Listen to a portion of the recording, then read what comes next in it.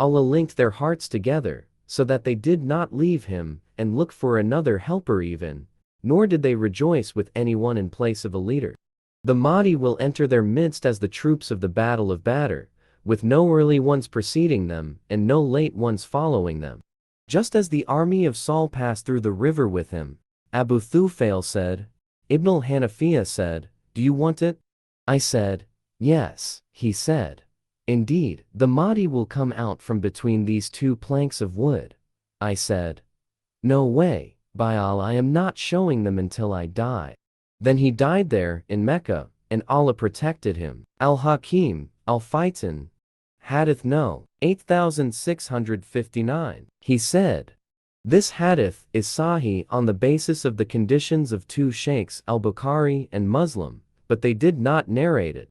Tabi reported that he said, a man will take refuge in Mecca, then he will be killed, then people will take refuge for a short time, then someone else will take refuge, so if you find him, do not fight him, because that is an army that will be buried in the ground. Heard by Nuwaym, Hadith No. 889. Muhakkik of the book said, the chain is Hazan. Explanation. These are the most important texts that speak about the Mahdi's allegiance and the events that followed. We get a number of points from these texts, namely, first point. It is clear from these hadiths, especially the hadith of Salama, that the beginning of the movement for the Mahdi's allegiance took place after the death of a caliph. The word is used in a non-marifat form, which indicates that there were still kingdoms at that time, which were established on the basis of inheritance and the appointment of kings taking place within a limited circle, some for others. What is meant by this word is not the caliph for all the Muslims, because if it were the caliph for the Muslims, the word caliph would have been in the marifat form, with alif lam al-khalifa, to indicate that he was the only caliph promised to the Muslims. It is also explained from the same narration that the movement that took place in Mecca was followed by the movement of troops from Sham to follow it. And this indicates that there was some kind of control of the Sham state over the Arabian Peninsula. This is enough to indicate that the political map as we know it in our time will change, and not be as it is today. The hadith also indicates that the people were plunged into chaos and violent strife after the death of the caliph in question. This chaos reached Madinah al-Munawwara because the Mahdi fled the city. This situation shows us clearly that the Mahdi was keen to avoid the fitna. It is narrated in a number of athar that one of the attributes of the Mahdi is that he is not contaminated by any fitna. Moreover, this attitude shows that the Mahdi is neither power-hungry nor one who seeks to acquire it. In other words, the Mahdi is out of the spotlight, not taken into account at all. This opinion is corroborated by the information contained in one narration, that he was sworn in a state of dislike for being the leader. In another narration, it is stated that the Mahdi removed himself from public view several times before he was finally sworn in. From this narration, it is clear that there were a number of movements undertaken by some individuals from this ummah, namely, from among those chosen by God. The leaders of these movements were eager to bring the ummah out of the strife and chaos in which it found itself. At the same time, they were also looking for the appearance of the promised and awaited man.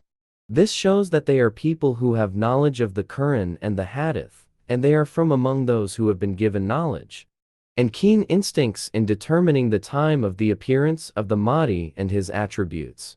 It is stated in one narration from Salama that these are the people of Mecca.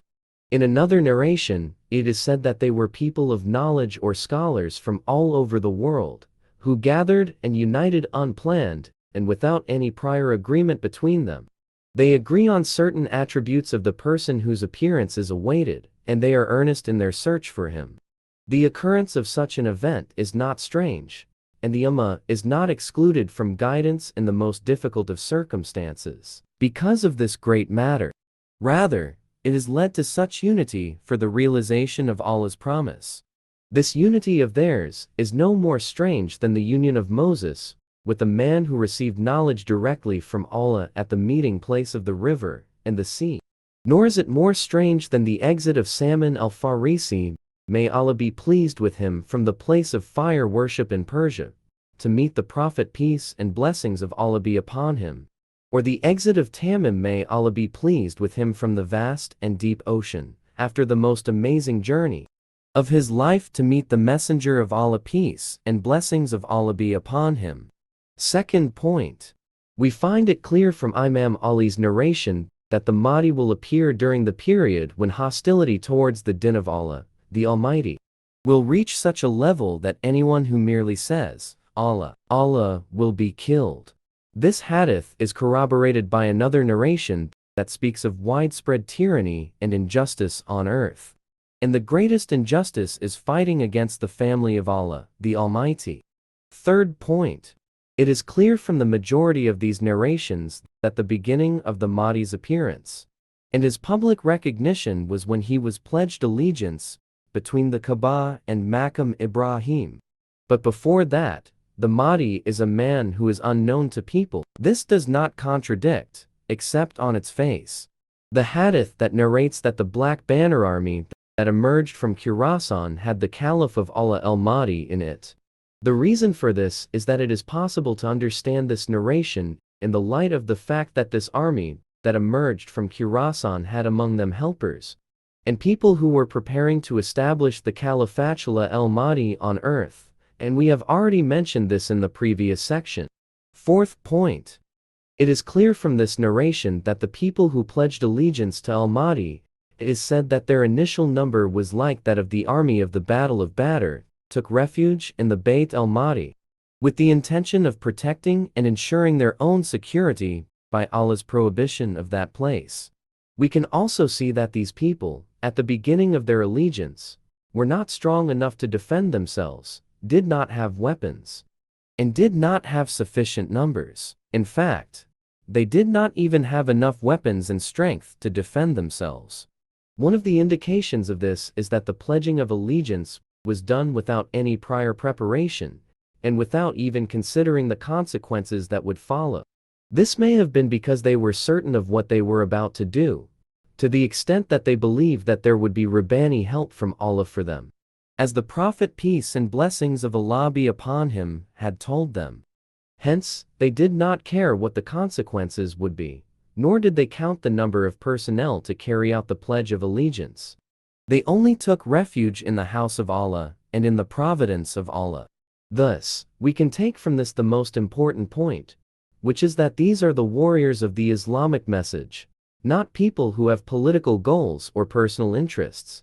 They were the ones most deserving and most entitled to glorify the teachings of Islam and purify the haram lands Mecca and Medina. That is why they strongly wanted that the house of Allah should not be legalized or used as a battlefield. It was this fundamental determination on their part that caused the owner of the house to take care of it directly by inflicting punishment on those who wanted to attack his house, namely by burying them in the ground beneath them.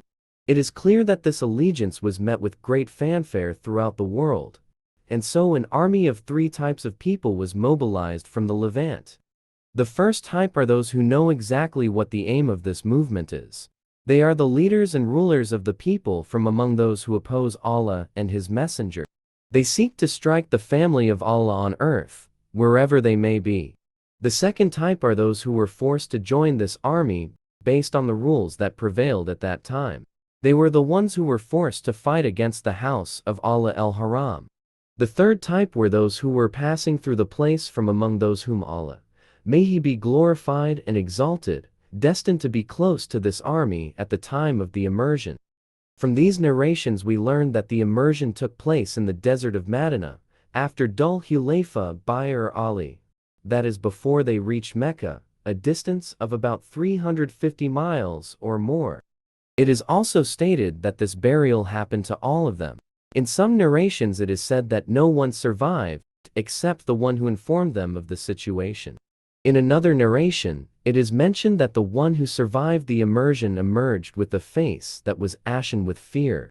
It is also clear from all the hadiths that this immersion is the third of the three immersions that are part of the 10 major signs of the last days, after the immersion in the east and the immersion in the west. This immersion is also considered to be the strongest sign, indicating that the people taking refuge in the house of Allah are the Mahdi and his followers. As rumored by the Messenger of Allah, peace and blessings of Allah be upon him. Hence the family of Allah, especially those from the Levant and from Iraq, headed straight to Mecca to pledge allegiance to al-Mahdi. Thus, the allegiance was carried out perfectly. It was also the seed of the beginning of the Second Islamic International Army. At the end of time, we should not forget that at the same time, al-Mahdi also had followers from the Eastern Hemisphere, moving towards Ilya and preparing for his priesthood. Fifth point. The booty of Banu Kalb. Looking at the hadith of Salama, it hints at a war taking place between al-Mahdi and his followers, on the one hand, against a Quraysh man whose maternal uncle was from Banu Kalb. This battle is considered to be the first battle fought by the Mahdi. From the wording of this hadith, it is clear that the battle was quite fierce and decisive. Perhaps it was because of this battle that the headquarters of the army was moved to Sham, or at least prepared to move there. It is also explained that after al-Mahdi's victory in the battle, a large amount of ghanima was obtained by Thaifa Manshura from the battle. It is for this reason that the Prophet, peace and blessings of Allah be upon him, was urged to participate in the battle, saying, "The one who does not share in the spoils of the Banu Kalb is at a disadvantage." This hadith also shows that Islam is gaining ground on the earth, and also indicates the power that the Mahdi will attain after this first battle until Islam finally controls the whole earth.